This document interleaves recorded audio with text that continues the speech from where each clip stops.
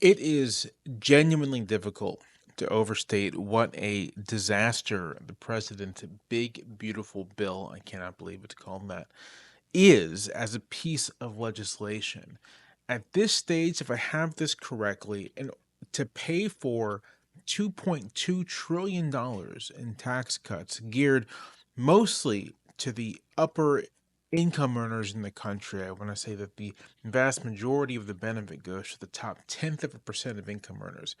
To pay for these massive upper income tax cuts, Republicans are cutting about $1 trillion from Medicaid, effectively repealing the Medicaid expansion under the Affordable Care Act, and throwing 17 million people off of their health insurance. In addition, they're trying to pass hundreds of billions of dollars in cuts to the Supplemental Nutrition Assistance Program, which is SNAP or food stamps, and cut billions from other programs assisting low income people and seniors, like heating assistance and housing assistance. Just a major cut to the things that help people's lives to pay for tax cuts for the richest people in the country.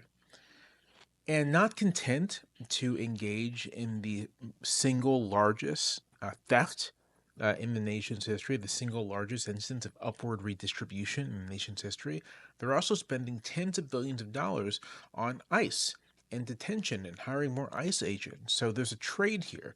We're going to cut money from the things that help people live and plow it into the state's capacity for violence.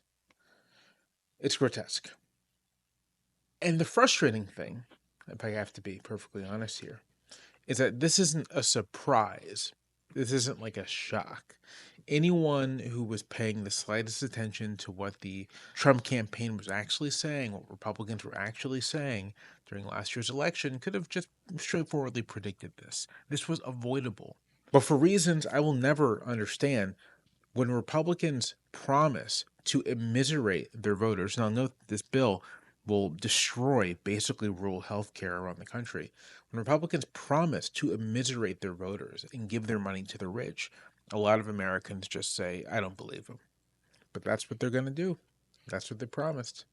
And that's what we're going to see.